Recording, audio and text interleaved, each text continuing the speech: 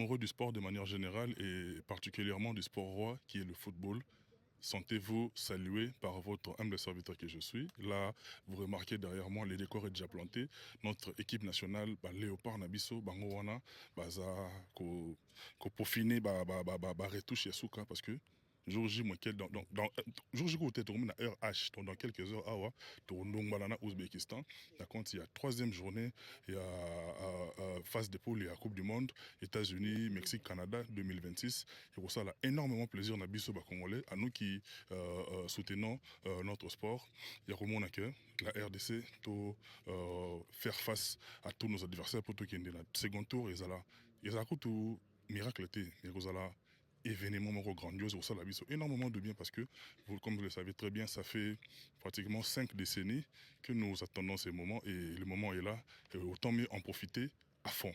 Donc on a plaisir nango tout ça ngani awa bande ko belé après c'est outil par-ci par-là tout kutani awa lelo base de Salamina Atlanta et grand merci Nayo derrière la caméra, la prise de vue, le beau-frère international Willy Omba. Merci Nayo, c'est grâce à lui que vous avez ces belles images. Nous sommes assistés par Fiston Manissa, grand garçon, grand type, grand monsieur, ainsi que toute la communauté. Et puis, notre petit frère propre DJ Chancel, capitaine de DJ tout en Amérique. DJ Chancel, nous avons des réunions sur tout ça, pour dire un travail optimal, un travail de qualité. Fiston Manissa, grand garçon, grand monsieur, grand type. Ce soir, place où la léopard base na bango. On sent que la détermination, la concentration, elle est à son paroxysme. Tout le monde va se préparer. Yopoza awa. Climat aux oreilles, à climat. Matope, merci mingi mon frère et ami. Omoni biso linga football mon frère. Biso football egoza na end. So batu baza twanga na ozala. Football au moins des en États-Unis, ngana uti France. Biso to uti France. Biso to uti France. Biso mibale. To uti précisément na Paris. Mais to yo landa football awa. C'est pas donné à n'importe qui frère. C'est pas donné à n'importe qui. Les loba djoko na biso bazali ba omouye mayo. Matope osane. Kopesa bango merci, kopesa bango longonia, kopesa bango félicitations. Et loko est important yango wana. Tozwa match à Ouzbékistan to ganyango. C'est ça le plus grand problème. Donc, toi, on a négociation, monsieur Souté. Négociation comme ça, la tête, on a un point, photo box 3,4. Soto bakisi 3,4, to lali et à l'abri. C'est ça le problème. Toko suisse à moutoute biso, toza bateau, to abat définitif à l'OPA. Le bac yango déjà au répété, au martel. Répété na martelango lisusu. L'OPA place sinon c'est kobeta. Soki na koufite na en vie, moi je serai là. En plus, na mbongo mutu na ba effort personnel pour nous soutenir l'OPA. Mutu a soutenir l'OPA na mutu ki na e nde aza vrai l'OPA. Vrai l'OPA ba soutenir mutu te ke ba petit mo loko ba mo loko te. Vrai l'OPA a soutenir mutu na ba mbongo na e. C'est ça on appelle vrai l'OPA. Je vais ajouter quelque chose. Voilà. Tolingo Baksani na oyo Fiston Manissa Aloba. Merci beaucoup. C'est que je suis en train de vouloir dire que Fiston à moi Namboka c'est un patriote. Maki les autres ça coule. Dans ces 20 pour le léopard, quelqu'un qui quitte la France, il vient dans ce pays, avec tout ce que l'on connaît de ce pays ici, la vie, le coût de vie est conseillé par des difficultés, il vient là-bas pour venir soutenir avec ses propres moyens, c'est quelqu'un félicité. Alors, ce que je voulais ajouter par rapport à ces locaux à lobby, par rapport il y a match à lobby, ils doivent gagner, ils doivent prendre le risque pour exactement à ramener la victoire. Parce que par rapport au fair play, nous sommes dans le bon. Par rapport au nombre de buts encaissés, nous sommes dans le bon. Alors, il y a beaucoup de critères. Pour dire vrai, nous sommes en ballottage favorable. Merci. Nous sommes en ballottage favorable par rapport à notre qualification pour les 16e de finale. Alors, ils doivent impérativement réussir. Voilà ce que je voulais dire. Je m'appelle Nevin Boui et voilà, je vis aux États-Unis. Et comme mon frère Fiston, je viens soutenir le léopard. Tout ce que je fais, c'est avec mes moyens. Je ne suis pas soutenu par le gouvernement. Je le fais simplement avec mes moyens. Donc voilà, c'est tout ce que je peux dire. Et je félicite pour tout ce qui est venu de France, pour le travail que vous êtes en train de faire et vos efforts pour l'équipe nationale. Voilà. Merci beaucoup, mon frère Mboui. Mais dans quel état d'esprit le joueur Nabiso? Je veux le dire comme un Quinois, carré. Vous sentez qu'ils sont prêts à prendre le risque. Parce que le mot qui est revenu sur leur langue, c'est que le risque. nous devons prendre le risque. Et nous sommes en train d'écrire notre histoire. Donc l'état d'esprit, Bande Konabiso, les Léopards ils ont aujourd'hui, c'est un état d'esprit vraiment prêt à tout pour se qualifier au second tour, donc à la seconde phase qui est les 16e de finale de la Coupe du Monde. Et je suis convaincu qu'ils vont le faire demain.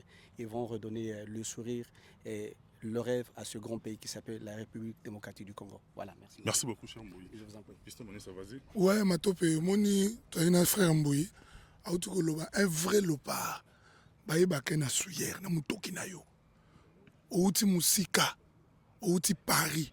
Oye ko soutenir le pas ata 1 euro ya motuté na laki o sous lelo Matope na 2027 na okende Cannes Tanzanie nini Kenya Burundi na ke soutenir sous le pas na ba frère nanga parce que na linga football na pensionné à football yango lobby ba jeune frère na biso toi na besoin de bombarder bana fe ba emaka lelo tokobomba te lelo donc lobi tokobimisa nyonso oyiningisa stade papa nga aza muta stade naza na footballer akala navanda na Moscou nayebi ne mbunde betamaka donc lobi tokoluka bindenge nyonso fo togane osukisa tokenda 3 points lobi bataki sasa bakoya toyebi nde bakoyela donc lobi fo tozwa 3 points yakuna besoin ke gauche à droite te Matope tobima na biso. Mais les joueurs na biso faut pas perdre 3 points. Et puis ba opesa ngo to lukango na ba les à côté. Bon ça derrière musala na 4. 11 ba osala. Biso faut to lukango libanda. To so victoire to kena pas. Tout chemin mène à la victoire. Victoire.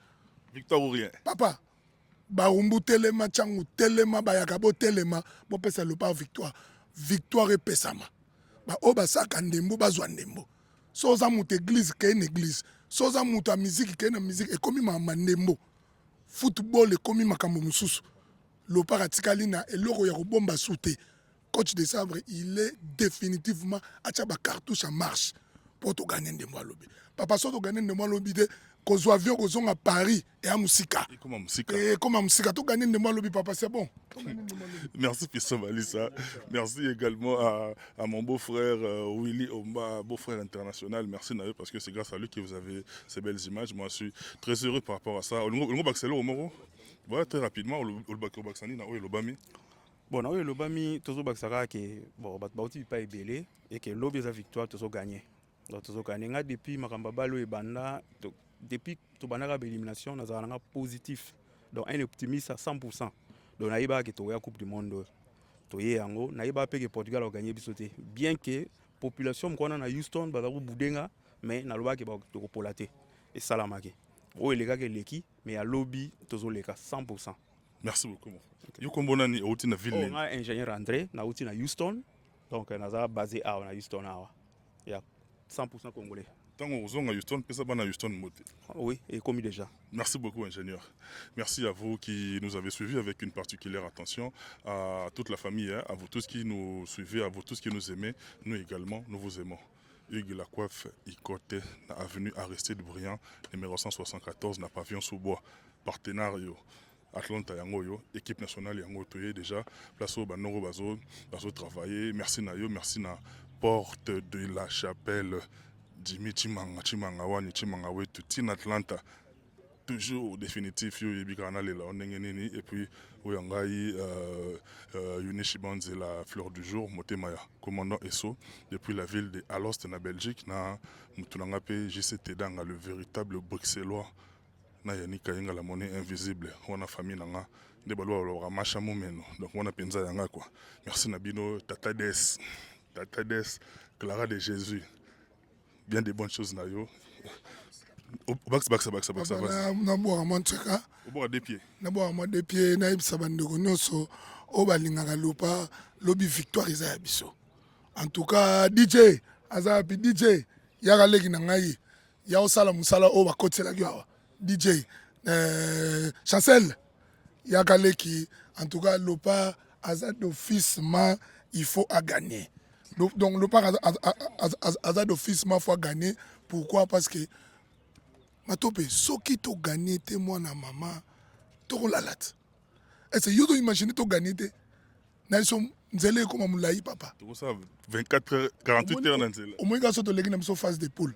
tolela biso mondial na biso esili mondial na biso esili nango wana donc bajoueur na biso topesi bino mokako swa bozala concentré victoire ya samedi eza maboko na biso tokosenga donc bajoueur bosala misala na kati na kosenga bato nyonso baluka ya ndembo papa bachor basalaki chor bato ya église bose concentré na bato ya prière bato tolingaka leza kote ya ndembo bofungolela biso nauta kosola tout à l'heure na esika mama bokechu abi wa beau-frère na ye bokechu na belgique mutu na ngai ti mama bokechu nayeso toyaki na live ya bato ya ndembo na bajennifer diwaz mwana na ngai na bamama maria yaza na Dallas donc Fifi El Baraka toujours tokobosa no te mais mama bokecho abi ya manisa jo matopa aza beau-frère na ngai oh matopa beau-frère na tangele comme beau Fabi oh wana frère na ngai ngai seki matope abombage quelle étation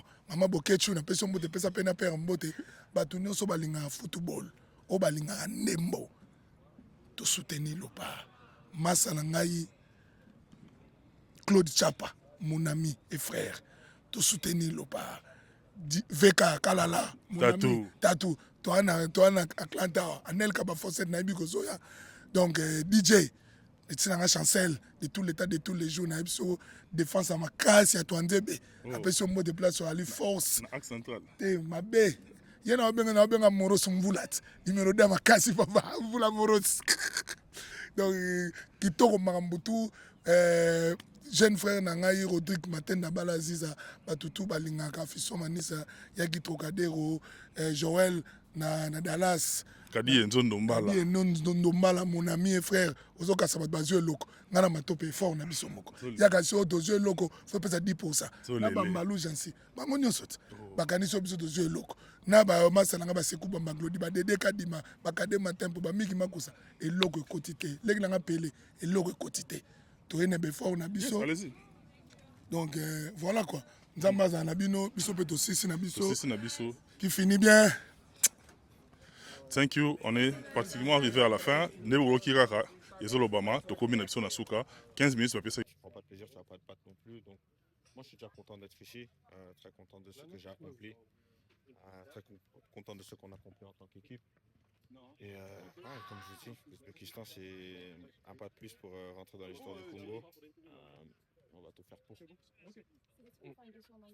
Oui. You know, what did you learn from the past 2 games, and what do you need to apply tomorrow to change the game and maybe get your first win? I think what we learned and what we need to apply is that we need to take risks. If you don't take risks, you don't score. If you don't want to take the risk to get past your man or to break a line or two, you're not going to win a game. So in order to win, you need to take risks. And you know, it would be the first time that the DRC is making it to the knockout stages. I mean, what does it mean for you as players and for your country? For everybody, I think it's historical. 52 years, but like you said, now knockout stages will be the first time. So I think we're all ready to fight for it and to go into it. And you know, Colombia and Portugal are teams that we know pretty well. What do you know about Uzbekistan, and how do you prepare for that game that's coming up? It's going to be as tough, maybe even tougher, because we need to win. And it's a team that is really well organized, so we need to find the keys to beat them. Je peux me permettre de vous poser la même question, mais en français, vous venez de dire que ça va être peut-être même plus dur que les 2 matchs précédents. Pourquoi? Parce qu'il faut gagner. Si tu veux passer, il faut gagner. Si tu veux aller plus loin, écrire l'histoire, comme je l'ai dit depuis le début, il faudra gagner le match. Il ne faudra pas commencer à calculer sur des matchs nuls, parce qu'avec un match nul, tu es éliminé. Est-ce que vous avez un message à adresser à tous les Congolais, mais en lingala? Bozala na biso. Match est compliqué, mais bozala na biso, na sima na biso, parce que on va tout donner. Merci, Laurent. Il n'y a pas de souci.